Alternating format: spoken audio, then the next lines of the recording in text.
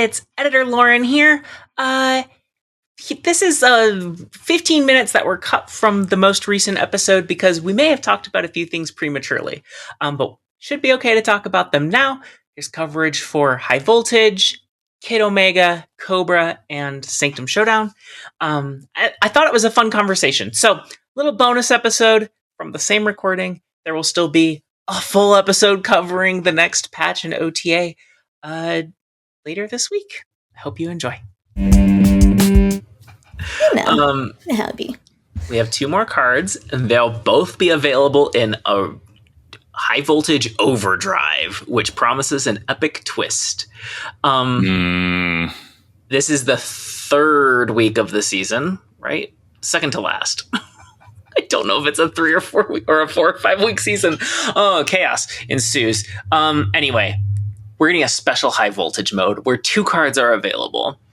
I hope that Overdrive, the epic twist, can deliver, because if you've listened before, you know none of us are huge fans of High Voltage. Anyway, Kid Omega, a Series 5 event card. 2/1, activate. Destroy the next card you play this turn to gain its power. Ben? 4 out of 4. This card is nuts. Mm-hmm. Like, I think I might still have given it 4 out of 4 if it were just 2/1, activate, destroy the next card you play this turn. I think I might like that. Like, that's pretty good. The part where you get the power is wild. That's just wild, because you're already destroying that card for you're getting ahead somehow, whatever your nasty shit is that you're into. I don't know what you're doing, but you're doing something, right? The whole the point of this card is activate, destroy the next card you play. The fact that you get the power is just bonkers. Mm-hmm. Okay. I honestly don't know what to say about this card. It's wild. It's going to make Elixir obvious. This is the card this is the reason Elixir's bad, is because this card sets him up so well. I can't tell you how many times when I'm planning out cool clips or some apprentice challenges that I want to destroy the next card I play. And since they changed Negasonic Teenage Warhead, the only way to do that is with a location or with one of Nico's spells. So I'm thrilled to have a reliable way to do that. But outside of my own selfish, silly clip hunting ways, I just think, this is so strong. You can play it with Nimrod. That's awesome. Destroy the Nimrod as soon as you play it. Which, by the way, you could, because of the way Activate works, you could also have a Shuri in there happening at the same time. Mm-hmm. And then Kid Omega gets 12 power. Yeah. Excuse me, what? The whole thing is just... Wow. Of course, the Activate's a little awkward, but this is the kind of Activate card that's like Aranya, where it's this is one you might actually want to be Activate. Mm-hmm. You might actually prefer it to be an Activate than an on reveal because of the way it lets you sequence things.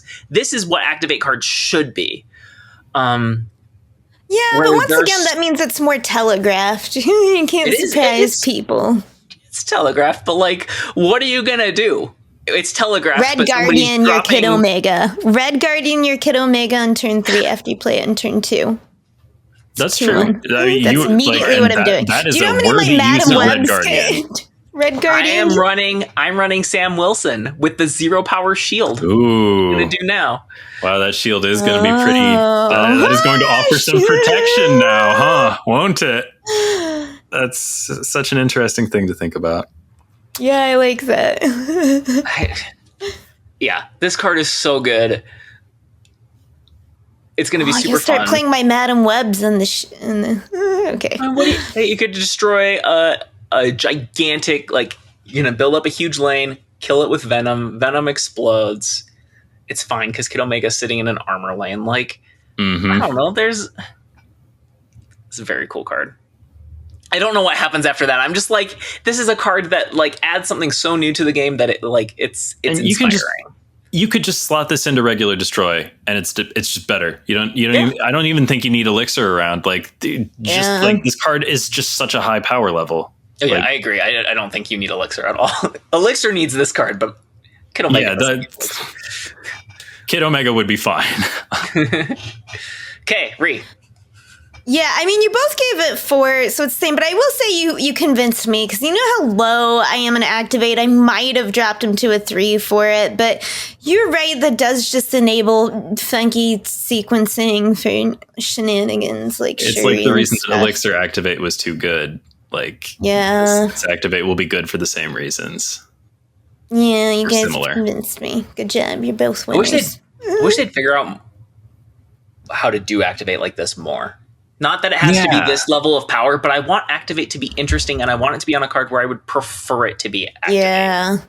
As opposed to like a way to nerf a card, it feels like with a too powerful ability. Mm-hmm. And I mean, there have been some examples where it's like the Activate's okay. You know, like a Scarlet Spider after I hit it with Nomura, or like Symbiote Spider-Man to time it. But like, he could also just not be an Activate and be like the next card you play here he merges with. Yeah, I find myself thinking a lot about Fanfei, and like, would I prefer if it were just a non-reveal? And I think maybe I would. But like, the Activate is cool. Like, I don't know. I love the Fanfei that we have. I'll say that.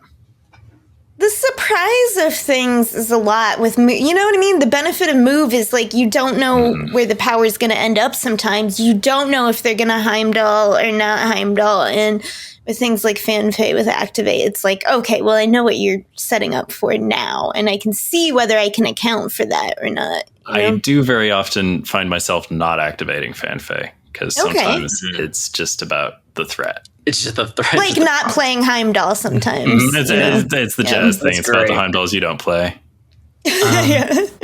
Hey, speaking of cards that, why are they an Activate? You'd rather they'd be an on reveal. Oh my god. Series 4, Cobra. They reworked him. Cobra 2/3. Activate. Destroy an enemy created card here. He didn't have to be an Activate, folks. He could have been an on reveal. It would have been fine. Fuck. Yeah. Here, I'll take this one because it's just so obvious. Like, you're gonna play this card over Gorgon if your goal is to like counter, you know, like created cards. And it's Activate, and it's like he's 2/3. It's like, why would you ever put this in over literally anything else? I mean, not literally anything else, but like, no, literally anything else. It's so bad. It's like such a specific counter where there are better counter cards for the same cost. You know what I mean? Yeah. Like, because at least Gorgon will synergize with the Spectrum deck or something, you know? Yeah. What can you do proactively to synergize with Cobra? Like Fenris Wolf. Like, you're gonna play Debris and then destroy it. There will be opportunities to get safe value with this card sometimes, like Monster Island. Like, that's the obvious one. Yeah, you can, but like, that's not a reason to play this card. Or the symbiote locations, like Clayton or Lady of Saints. Right, you can most cards have some very cool specific things you can do with it. The problem is you have a 12 card deck. You know what I mean? So it's like the narrower, the fewer cool things one can do, or the situations. Like, but not to say that Cobra wouldn't have his moment. There's no deck where this is the 13th best card for the deck. Like, this is just bad. Nowhere close to being under consideration for anything. Because now it's like, okay, you can play it early at least so it's on curve, but then it's like, then they just know not to play their big, if you're trying to destroy one big specific. I thought of one card it synergizes with. Okay. Luna Snow. Yeah. Yep, because you can play Luna on 3 and Activate, and that's very clean and tidy, and almost certainly the best thing to do with this card. Yeah, and certainly like you would cut for like literally any other card in your any Luna Snow deck you're playing. Yep. It's still not worth doing, but it's very clever. Poor Cobra. They reworked you and you didn't get any better. It's like he went to rehab and he came out like just like reeking of alcohol and you're like, oh buddy. Oh buddy. I would rather have Electra in my deck. Even for the Luna Snow interaction. Yeah. Yep, I agree. Also thinking the same thing. Electra variants, you know? Lots of reasons. Cobra variants? Nah. Okay. Wow. And then no cards attached to it, but right after High Voltage Overdrive, we're getting Sanctum Showdown again. 2 events in the same season. I don't know how to feel about that. It's so much. I can't grind anymore. I'm pretty excited for Sanctum to come back. I had a lot of fun the first time. I'm so excited for Sanctum. It's the Move Player's Paradise. Yeah, I love Sanctum. It's such a fun mode, but goodness gracious, like there is one day in between High Voltage and Sanctum Showdown. Wow, people are not going to enjoy that because I'm unusual in my affection for Sanctum Showdown. Yeah. I don't think that's how most people feel about it. The problem, and I like Sanctum Showdown too, but the problem is it's just, like I said, it's too many snap chores. I can't, brewing decks is its own amount of time and its own separate thing. You know what I mean? From like actively grinding out all this stuff. And I'm so tired of not getting to play the snap I want to play and feeling obligated to like, you know, like you got to do your bounties, you're going to do your daily missions, you got to do like the special event. It's just like you got to get to Infinite every season. You got to do your conquest stuff enough each season. Do you want any Infinity avatars? Because that's a commitment. Yeah. Right, and I've wanted that, but I have so many other chores. I can't even devote like the time to conquest to get special avatars. I mean, cool. Yeah. It is a cool conquest variant this month. I will try to get there. I don't know. I need to. Kitty Pryde. It is a good one. Yeah. I was gonna save this for the secret homework, but it might be a more appropriate topic now. So, Scott Denham and a few others in the community also play the Chinese version of Snap, which is a completely different game. Like, it has a different developer. They have unique variants, unique game modes, unique card acquisition system, for better or worse. In that case, worse. But one thing that they're doing is they're running these like 2-day events that they're sort of like the imbalance patches we had before, but like the first one was 4 cost cards cost 1. And then the second one was on reveal card. Every time you use an on reveal ability, that card just gets a random ongoing ability. And so it's like super busted, but like it lasts like 2 days. And I'm like, I would much rather play something that's so different and quirky and short than either a hot location or High Voltage again.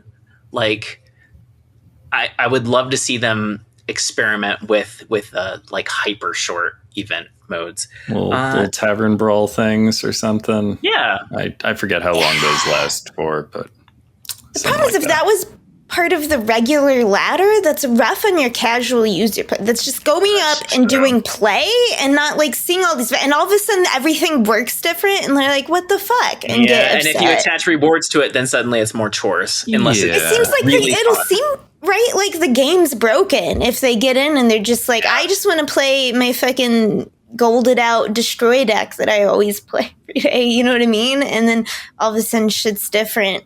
Yeah, you're right. So I'm not sure how to balance that, but like, I don't know, I'd rather have a 2-day chore than a 7-day chore. Yeah, but then it's time limited, you know? What if those 2 days are like your wedding day? Like that's locking you out of like something that, what if you really wanted it? It was a great variant. So that's rough too. So I'm like such a naysayer this whole episode. Usually I'm like, yay, Snap. And this time I'm like, okay. My thinking is that if they want to make it easy to jump into these very brief, like these like proposed mini modes or whatever, like I think they could do it. They could make some where they'll throw a deck to you already. Like you don't bring your own deck. Like I'm just thinking like, how did Blizzard do Tavern Brawls? And they did that a lot. Also, they had a lot of tavern brawls where you could just like basically bring whatever you'd been playing on ladder or whatever. And, you know, all you need to do is win one game, get your free booster for winning that week's tavern brawl or whatever. And then you move on with your life. And so I like that. I kind of think they should like they they crib a lot of things from the old Hearthstone. So what is it? The event lasts a week, but like you don't have to check in every 8 hours. You just I think they last like 5 days because like there'll be like 2 days off like between tavern brawls or something like this. I might be misremembering a detail here or there, but like that's like the basic gist is that like it's basically it runs most of the week. You only have to engage with it really once. Just win it one time, walk away, and like if you're still having fun with it, like some of the tavern brawls are so fun that you'll keep playing it, and like that'll be the kind of Hearthstone you played that week. If you really love that particular tavern brawl. I don't know. I think they should do something more like that. I'm going to try to reserve judgment. We don't know yet what the epic twist is for High Voltage Overdrive. We don't know yet what kind of twist, if any, there will be on this version of Sanctum Showdown. I'll try to reserve judgment, but I'm just like, it feels like a lot to go to. It is a lot.